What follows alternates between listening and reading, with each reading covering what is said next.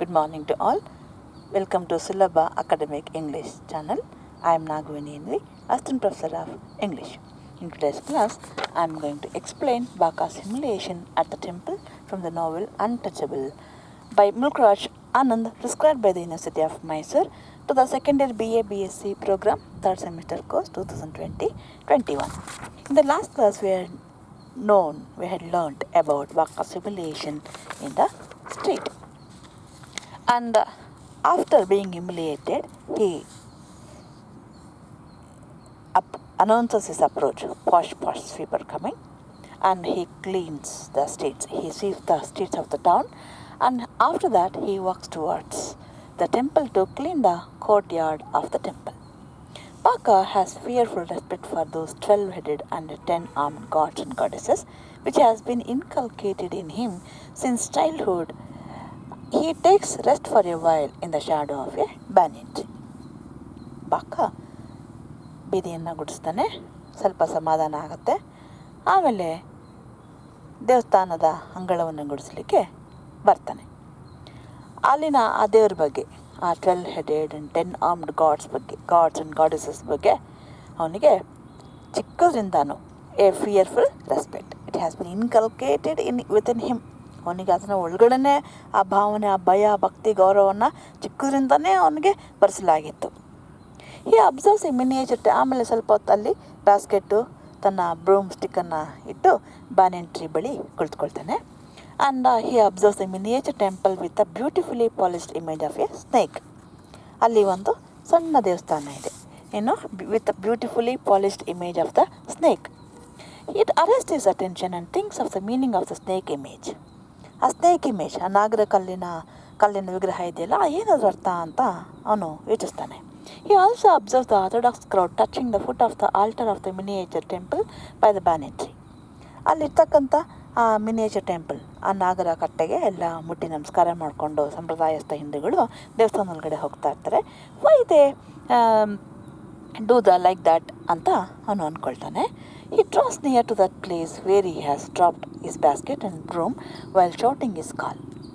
ಮತ್ತೆ posh sweeper coming ಅಂತ ಕೂಗುತ್ತಾ ಅವನು ಎಲ್ಲಿ ತನ್ನ ಬ್ರೂಮ್, ಪೊರಕೆ ಮತ್ತು ಬ್ಯಾಸ್ಕೆಟ್ ಇಟ್ಟಿದ್ದ ಅಲ್ಲಿಗೆ ಹೋಗಿ ಅದನ್ನು ತಗೊಳ್ತಾನೆ, ಕ್ಲೀನ್ ಮಾಡೋಕ್ಕೆ ಶುರು ಮಾಡ್ತಾನೆ. And asks himself, what all those people worship there. ಏನು ವರ್ಷಿಪ್ ಮಾಡ್ತಾರೆ ಇಲ್ಲಿ, ಏನು ಪೂಜೆ ಮಾಡ್ತಾರೆ ಇವರು? By this time he hears Ram Shri Hari Narayan Shri Krishna ಹೇ ಹನುಮಾನ್ ಜೋಡ Kalimai. Bakha now has got his answer. ಏನು ವರ್ಷಿಪ್ ಮಾಡ್ತಾರೆ ಅಂತ ಗೊತ್ತಾಯಿತು. He has heard the name Ram Shri very often, and he has seen a red shrine with a monkey carved on a wall, which is the shrine of Hanuman. Ram ಕೇಳಿದ್ದ ಎಷ್ಟೋ ಸಾರಿ, ಶ್ರೀ ಹರಿ ಕೇಳಿದ್ದ. ಆಮೇಲೆ ಒಂದು red shrine, ಕೆಂಪು ದೇವಸ್ಥಾನ, with A monkey card on A wall, ಗೋಡೆ ಮೇಲೆ monkey, ಕೋತಿದು ಚಿತ್ರ, ಆಂಜನೇಯನ ಚಿತ್ರ ಇರ್ತಕ್ಕಂಥ, ಅದನ್ನು ಏನಂತ ಕರ್ತಿದ್ರು, ಆಂಜನೇಯನ ದೇವಸ್ಥಾನ ಅಂತ ಕರೆಯುವಂಥ ಆ ಒಂದು ಚಿತ್ರನ ನೋಡಿದ್ದ. ಈಗ ಗೊತ್ತಾಯ್ತು ಅಲ್ಲಿ ಏನು ಪೂಜೆ ಮಾಡ್ತಾರೆ ಅಂತ. The black shrine showing a jet black woman with a flaming red tongue. ಮತ್ತು ಕಾಳಿ ಮಾಯಿ ಅಂತ ಗೊತ್ತಾಯಿತು. ಬ್ಲ್ಯಾಕ್ ಶ್ರೈನ್, ಕಪ್ಪು ದೇವಸ್ಥಾನ, with a showing a jet black woman, ಕಪ್ಪಗಿರುವ ಹೆಂಗಸಿನ ವಿಗ್ರಹ, with a flaming red tongue, ಪಳ ಹೊಳೆಯುವ ಕೆಂಪು ನಾಲಗೆ, 10 armed 10 ತೋಳುಗಳು, with a garland of skulls round the neck, that is called ಕುತ್ತಿಗೆಗೆ ಒಂದು ತಲೆಬುರುಡೆಗಳ ಹಾರ. ಅದು ಯಾರ ದೇವಸ್ಥಾನ? ಕಾಳಿ ಮಾತೆಯ ದೇವಸ್ಥಾನ. Krishna is the blue god who play the flute in the coloured pictures of the betel leaf seller shop in the street. Betel leaf seller, ಎಲೆ ಮಾರುವ ಅಂಗಡಿಯವರ ಅಂಗಡಿಯಲ್ಲಿ ಕೃಷ್ಣ, ದ ಬ್ಲೂ ಗಾಡ್, ನೀಲಿ ಬಣ್ಣದ ದೇವರು, ಹೂ ಪ್ಲೇಸ್ ದ ಫ್ಲೂಟ್ ಅಂದರೆ ಕೊಳಲು ಊದುವ ಕೃಷ್ಣನ ಚಿತ್ರ ನಮ್ಮ ಮನಸ್ಸಿಗೆ ಬಂತಲ್ಲಿತ್ತು. But who is Harinarayan? Harinarayan ಯಾರು? And he is completely baffled when a man passes by repeating ಓ ಶಾಂತಿದೇವ. Who is Shantideva? ಈ ಹರಿನಾರಾಯಣ್ ಟೆಂಪಲ್ ನೋಡಿರಲಿಲ್ಲ, ಶಾಂತಿದೇವ ನೋಡಿ. Who is this Harinarayan? Who is this Shantideva? Was in the temple ಇದ್ದಾನ ಅವನು? And was he kind? ಅವನು ಒಳ್ಳೆಯವನ? He hears the chanting of the names of many gods by the crowd and thinks of those gods. ಅಲ್ಲಿ ತುಂಬ ಜನ, this A crowd, they are chanting the names of many gods, and and he thinks of those gods. He becomes very curious to see the gods in the temple, but he is afraid that he is an untouchable and the temple will be polluted. Now he becomes very curious by the chanting of the crowd. ಒಳಗಡೆ ಹೋಗಿ ದೇವ್ರು ನೋಡಬೇಕು ಅಂತ ಆಸೆ ಆಗುತ್ತೆ, ಆದರೆ ಈ ಕೆನ್ನಾಟ್ because he is an untouchable. If he gets into the temple will be polluted. But he gains courage and goes towards the stairs. ಧೈರ್ಯ ಬಂತು. he gains courage, ಧೈರ್ಯ ಮಾಡಿ he goes towards the stairs ಮೆಟ್ಲತ್ರ ಹೋಗ್ತಾನೆ. But he cannot see anything, therefore he humbly mounts the first 2 steps. ಏನು ಕಾಣಿಸಲ್ಲ. So he mounts the first 2 steps. ಮೊದಲ 2 ಸ್ಟೆಪ್ಸನ್ನು ಹತ್ತುತ್ತಾನೆ. Being afraid, he gets back to the place where he has stood before and begins to sweep the leaves and dust and make small heaps and begins to collect them. But ತಕ್ಷಣ ಭಯ ಆಗ್ಬಿಡುತ್ತೆ. He comes back and he gets back to the place where he had left his broom and begins to sweep and makes a small heaps of leaves and dust. When he comes near the steps of the temple, he is tempted and climbs 5 steps of the 15 and stops there. ಗುಡಿಸ್ತಾ temple steps ಹತ್ರ ಬರ್ತಾನೆ. Again he becomes curious and he is tempted and he climbs 5 steps of 15 steps and stops there. 15 ಮೆಟ್ಟಲು 5 ಮೆಟ್ಟಲು ಹತ್ತಿ ನಿಂತ್ಕೋತಾನೆ. Again gaining courage, he climbs 2 more steps. ಮತ್ತೆ ಧೈರ್ಯ ಬರುತ್ತೆ, ಮತ್ತೆ 2 ಮೆಟ್ಟಲು ಹತ್ತಾನೆ. From there he can peer through the marble threshold and get the glimpses of the sanctuary and various images of God. ಅಲ್ಲಿಂದ I can peer ಅಂದರೆ ಎಣಿಕೆ ನೋಡೋದು. And ಈ gets the glimpses of sanctuary. Sanctuary ಅಂದರೆ ಗರ್ಭಗುಡಿಯ ಒಂದು ನೋಟ ಕಾಣಿಸುತ್ತೆ ಅವನಿಗೆ, ಗ್ಲಿಂಪ್ಸ್ ಕಾಣಿಸುತ್ತೆ. And various image of the god, ದೇವರ ವಿಗ್ರಹಗಳ ಮೂರ್ತಿಗಳ ಚಿತ್ರ ಕಾಣಿಸುತ್ತೆ. He observes the priest performing the puja. The priest is performing the puja. After the puja, the priest brings aarti and all the devotees shout, Shri Ramachandra ಕಿ ಜೈ. ಆರತಿ ತಗೊಂಡ್ಬರ್ತಾರೆ priest, ಪೂಜೆ ಮಾಡಿ ಎಲ್ಲ ಕಿರ್ಸ್ತಾರೆ, ಶ್ರೀ ರಾಮಚಂದ್ರ ಕಿ ಜೈ. Bakha is profoundly moved. He is affected by the rhythm of the song. Sri Ramchandra ki jai, and Bakha is affected by the rhythm of the song. His blood has coursed along the balanced melodic line of the chant, and its effect is so strong on him that he unconsciously joins his hands and his head is involved in the worship of the unknown God. ಗೊತ್ತಿಲ್ಲ ಅವನು ಎಷ್ಟು mesmerised ಆಗಿಬಿಟ್ಟ ಅಂತಂದರೆ, ಅವನು his blood the rhythm of the song goes through his blood, race through his blood. ಅವನಿಗೆ ಗೊತ್ತಿಲ್ಲದೆ he joins his hand and prostrate. ಹಾಗೆ ಮಲಗಿಬಿಡ್ತಾನೆ, ಅಡ್ಡ ಬಿದ್ದುಬಿಡ್ತಾನೆ. But is disturbed by a cry, polluted polluted polluted. ಹಾಕಿರ್ಸ್ಬಿಟ್ರು, ಪೊಲ್ಯೂಟೆಡ್ ಪೊಲ್ಯೂಟೆಡ್ ಪೊಲ್ಯೂಟೆಡ್, ಅಪವಿತ್ರ ಆಯ್ತು ಅಪವಿತ್ರ ಅಪವಿತ್ರ ಆಯ್ತು. He is completely unnerved. ಧೈರ್ಯ ಹೊಟ್ಟೋಯ್ತು, ಅನ್ನರ್ವ್ಡ್, ನರ್ವಸ್ ಆಗಿಬಿಟ್ಟ. His eyes are covered with darkness. ಕಣ್ಣಿಗೆ ಕತ್ತಲು ಬಂದಾಗಾಯಿತು. He cannot see anything. His tongue and throat are parched. ನಾಲಿಗೆ ಗಂಟಲೆಲ್ಲ ಒಣಗೋಯ್ತು. He wants to cry, a cry of fear. ಭಯ ಜಾಸ್ತಿ ಆಯಿತು. He wanted to cry, but he could not cry, but his voice fails him. He opens his mouth wide to speak, but of no use. ಬಾಯಿ ತೆಗಿತಾನೆ, but voice is not coming out. He tries to rise from the awkward attitude of prostration, ಅಡ್ಡ ಬಿದ್ದಿರೋದು. He tries to rise but feels no strength in his limbs. ಕೈ ಕಾಲಲ್ಲಿ ಶಕ್ತಿನೇ ಇಲ್ಲ. For A second he feels as if dead. ಸತ್ತೋದಂಗೆ ಅನ್ಸ್ಬಿಡ್ತು ಅವನಿಗೆ. Then suddenly he overcomes his fear, lifts his head and looks around. Somehow he overcomes his fear and looks around, and he gets up. He can see a priest of the temple racing up the courtyard, trembling, stumbling, tottering and falling, with his arms lifted in the air and shouting, polluted, polluted, polluted. Polluted, polluted, polluted voice ಇಲ್ಲಿಂದ ಬರ್ತದೆ, not within the temple, but outside the temple. A lanky priest is running with a raised hand. ಕೈಯನ್ನು ಮೇಲೆ ಕತ್ಕೊಂಡು ಓಡ್ ಬರ್ತಾ ಇದ್ದಾನೆ. ಒಬ್ಬ ಸಣ್ಣಕ್ಕಿರ್ತಕ್ಕಂಥ priest ನಡುಗ್ತಾ ಇದ್ದಾನೆ. Stumbling ಇಡುತ್ತಾ ಇದ್ದಾನೆ. ಟಾಟರಿಂಗ್ ಹೋರಾಡ್ತಾ ಇದ್ದಾನೆ. ಫಾಲಿಂಗ್ ಕೆಳಗೆ ಎದ್ದು ಬಿದ್ದು ಓಡ್ ಬರ್ತಾ ಇದ್ದಾನೆ. With his arms lifted in the air shouting, polluted, polluted, polluted. Bakha is relieved that he realizes that he has not been seen, but he sees his sister Sohini behind the shouting priest. ನನ್ನನ್ನೆಲ್ಲ ನೋಡಿ ಕಿರ್ಚಿರೋದು ಅಂತ ಅವ್ನು ಸ್ವಲ್ಪ relax ಆಗ್ತಾನೆ. But ಅವನ ಹಿಂದೆ ಆ priest ಹಿಂದೆ ಯಾರು ಬರ್ತಾ ಇದ್ದಾರೆ, slowly walking his sister Sohini. He stands amazed. Now he shocked amazed, ಅವನೀಗ ಆಶ್ಚರ್ಯಚಕಿತನಾಗಿ ನಿಂತುಬಿಡ್ತಾನೆ. The priest stands with upraised hands a few steps below him. His sister Sohini standing modestly in the courtyard. Priest ಕೆಲವು ಮೆಟ್ಲುಗಳ ಕೆಳಗಡೆ ನಿಂತಿದ್ದಾನೆ. ಅವನ ಹಿಂದೆ ಮಾಡಸ್ಟ್ಲಿ, ನಾಚಿಕೆಯಿಂದ, ಸಂಕೋಚದಿಂದ ಅವನ ಸಿಸ್ಟರ್ ಸೋಹಿನಿ ನಿಂತಿದ್ದಾಳೆ. ಇನ್ ದ ಕೋರ್ಟ್ಯಾರ್ಡ್, ಅಂಗಳದಲ್ಲಿ. The Brahmin shouts again, polluted, polluted, polluted. Now the crowd above him begins to shout after him, excitedly waving their hands at Bakha. Get off the steps, scavenger! Off with you have defiled our whole service. You have defiled our temple. Now we will have to pay for the purificatory ceremony. Get down, get away, dog! ಅಲ್ಲಿ priest ನಿಂತ್ಕೊಂಡು polluted ಅಂತ ಕಿರ್ಚ್ತಾ ಇದ್ದಾರೆ. ಆಗ ಮೇಲ್ಗಡೆ ಇರ್ತಕ್ಕಂಥ ಜನ ನೋಡ್ತಾರೆ. ಅವರು ಬಾಕನ್ ನೋಡ್ತಾರೆ. ಅವನು ಮೆಟ್ಲ ಮೇಲೆ ನಿಂತಿದ್ದಾನೆ. ಗೆಟ್ ಆಫ್ ದ ಸ್ಟೆಪ್ಸ್, ಮೆಟ್ಲಿಂದ ತೊಲಗು ಆಚೆಗೆ, ನಮ್ಮ ಇಡೀ ಪೂಜೆನ ಇವತ್ತು ಹಾಳು ಮಾಡಿಬಿಟ್ಟೆ. You have defiled our temple, ನಮ್ಮ ಟೆಂಪಲನ್ನು ಅಪವಿತ್ರಗೊಳಿಸ್ಬಿಟ್ಟೆ. ನಾವೀಗ ಪ್ಯೂರಿಫಿಕೇಟರಿ ಸೆರೆಮನಿ ಮಾಡಬೇಕು, ಅದಕ್ಕೆ ಬೇರೆ ದುಡ್ಡು ಖರ್ಚು ಮಾಡಬೇಕು. Get down, get away, dog! Bakha runs down the steps and joins his sister. ಕೆಳಗೋಗಿ he stands with his sister. He has two impulses, that of fear for himself and for the crime he knows he has committed. Another of fear for his sister for the crime she may have committed, since she stands there speechless. ಎರಡು ಭಯ. ಒಂದು, he has already committed the crime by standing on the steps. ಅದು ಅವನಿಗೆ ಗೊತ್ತು. But his sister Sohini, she is standing speechless. What she has done? ಅದು ಗೊತ್ತಿಲ್ಲ. ಅವಳಿಗೂ ಭಯ, ಅವಳ ಬಗ್ಗೆನೂ ಭಯ ಆಗ್ತಿದೆ. The crowd once again shouts at Bakha that according to holy books a temple can be polluted by a low caste man coming within 69 yards of it, and here he is actually on the steps at the door.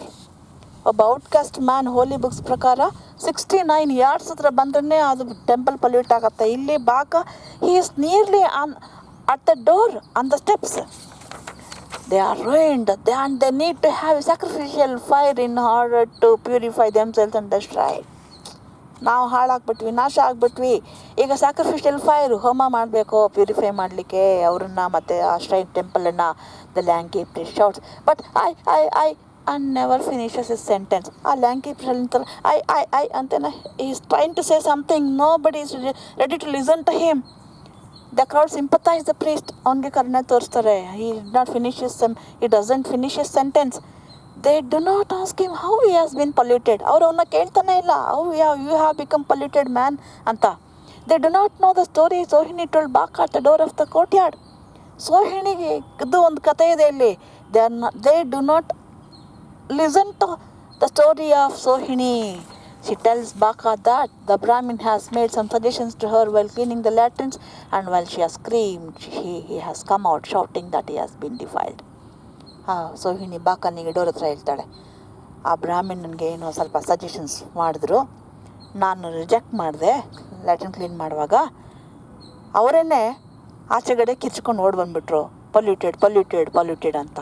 Hearing this, Bakha's blood boils and he comes back in the search of the Brahmin, but he is nowhere there. Bakhaನಿಗೆ ರಕ್ತ ಕುದ್ದೋಗುತ್ತೆ. He comes back in the search of the Brahmin, but the Brahmin is not there.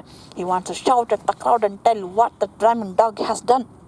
ಆ ಕ್ರೌಡ್ಗೆ ಹೇಳ್ಬೇಕು ಅಂತ ಅನ್ಸುತ್ತೆ, what that Brahmin fellow has done ಅಂತ.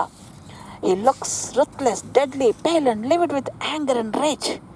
He is looking ruthless, without merciless, deadly pale, livid with anger and rage.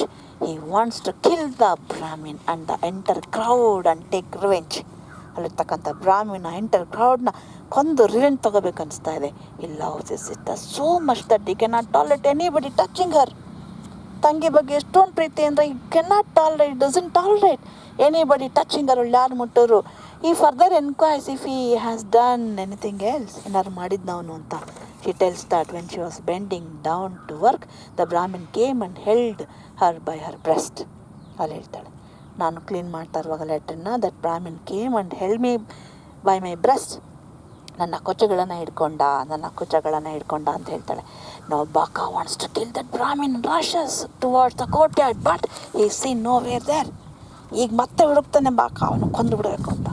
Sohini begs him to go away and drags him out of the courtyard of the temple. As they walk, the anxious condition of his beautiful sister sends a wave of anguish into his soul. Sohini drags him out of the temple. ಹೇಳ್ಕೊಂಡೋಗ್ಬಿಡ್ತಾಳೆ, ಹಿಂಗೆ ಗಲಾಟೆ ಆಗಿಬಿಡುತ್ತೆ ಅಂತ. ತನ್ನ ಸುಂದರವಾದ ತಂಗಿ ಅಷ್ಟು ದುಃಖ, ಅಷ್ಟು ಆತಂಕವಾಗಿ ನಡ್ಕೊಂಡು ಹೋಗ್ತಿರೋದು ಅವನ ಮನಸ್ಸಿನಲ್ಲಿ ಒಂದು ರೀತಿಯ ದುಃಖವನ್ನು ಉಂಟು ಮಾಡುತ್ತೆ. He is so proud of her beauty and loves her very much that he does not tolerate her being brutalised by any one.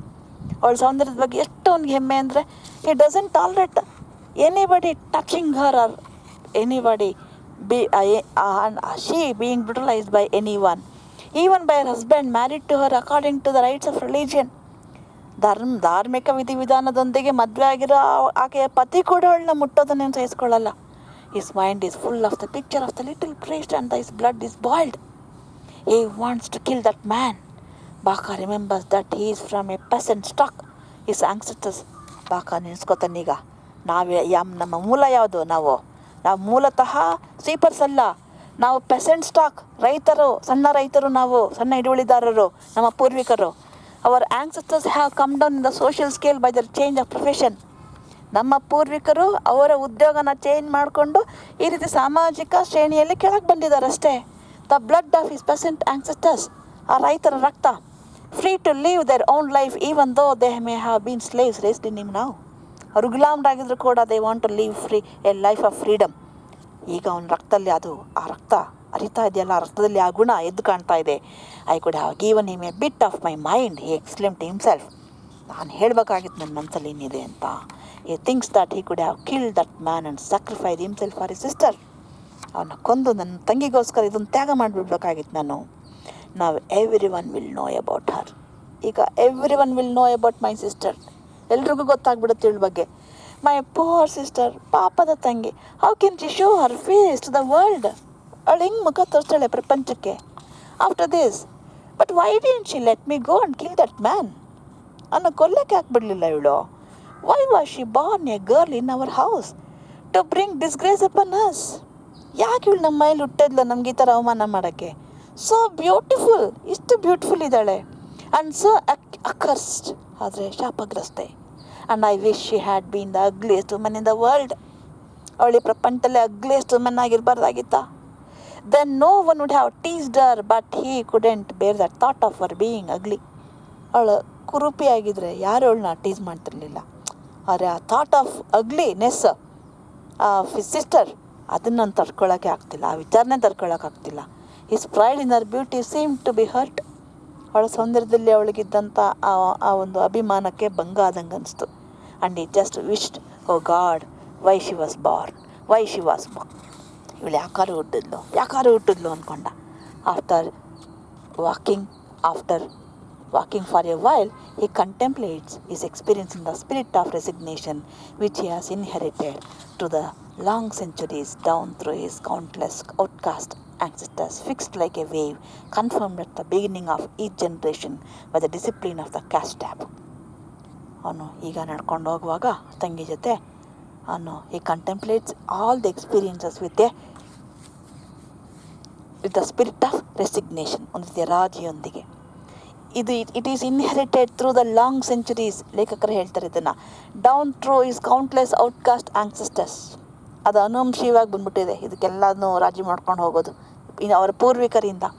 Fixed like a wave ಅಲೆ, ಮತ್ತೆ ಹಿಂಗೆ ಇದೇ ಟೈಮ್ ಬಂದು ಮತ್ತೆ ಪುನರಾವರ್ತನೆ ಆಗಬೇಕಲ್ಲ, ಆ ರೀತಿ. Confirmed at the beginning of each generation by the discipline of the caste tab. The disciplined by this tab of caste tab, ಜಾತಿಯ ನಿಷೇಧವನ್ನು ಹುಟ್ಟಿದಾಗಲೇ ಮಗುಗೆ ಹೇಳ್ಬಿಡ್ತಾರೆ, ನೀನು ಈ ಜಾತಿ, ಈ ನಿಷೇಧ, ದಿಸ್ ಅಂತ. After that he send Sohini home and goes to the houses in an alley to ಬೇಕ್ ದ ಫುಡ್. ಆಮೇಲೆ ಅವನು ಸೋಹಿನಿನ ಮನೆಗೆ ಕಳಿಸಿ ಆತ ಹೋಗ್ತಾನೆ. ಇಲ್ಲಿಗೆ ಊಟನ ಭಿಕ್ಷೆ ಬೇಡಕ್ಕೆ ಹೋಗ್ತಾನೆ. ಈ ಸೆಷನ್ ಅರ್ಥ ಆಯ್ತು ಅನ್ಕೋತೀವಿ.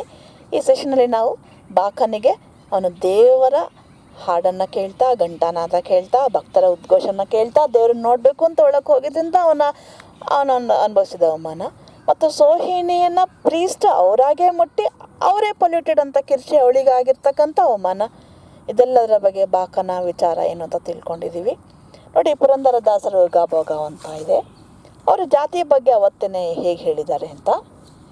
ಹೊಲೆಯ ಬಂದಾನೆಂದು ಒಳಗೆ ದೇವರ ಮಾಡಿ, ಹೊಲೆಯ ಬಂದಾನೆಂದು ಒಳಗೆ ದೇವರ ಮಾಡಿ, ಢಣ ಢಣ ಗಂಟೆ ಬಾರಿಸುತ್ತಾ ತನುವಿನ ಕೋಪ ಹೊಲೆಯಿಲ್ಲವೇನಯ್ಯ,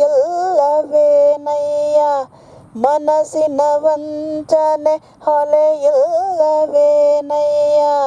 ತನುವಿನ ಕೋಪ ಹೊಲೆಯಿಲ್ಲವೇನಯ್ಯ, ಮನಸ್ಸಿನ ವಂಚನೆ ಹೊಲೆಯಿಲ್ಲವೇನಯ್ಯ.